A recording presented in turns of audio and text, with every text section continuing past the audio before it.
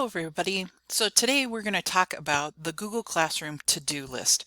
This is something that they just put back in, and it will help you if you are having problems keeping track of who's turned in what and what assignments are out there and how many kids have turned them in. So it's really a great way to help you with grading.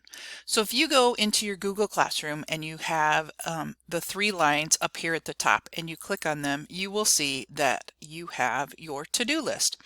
So if you click on your to-do list, it brings up every single class that you have, and it will tell you whether somebody's turned something in or not. And it will tell you if it's turned in, assigned, or graded. And from here, you can actually click on them and go to that assignment and go ahead and start grading that.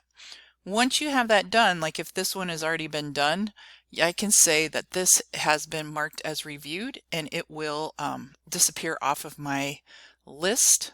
Ta-da! And it will be in my reviewed list. I can move them back and forth at any time, so I can say marked as not reviewed. So if I need to go back and see something, I can do that. I can also sort by classes. So let's say I only want to see what my 6C classes or my test class has done. So I can click on my test class and I can show that only the test class has this much done. And I can go to those assignments right there. So, and then I can go back and look at any classes that I wanted to.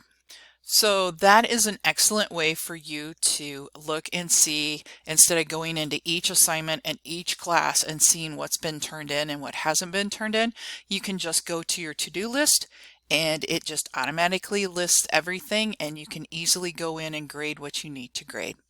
All right, so I hope that helps you in your grading of your assignments in Google Classroom. Thanks.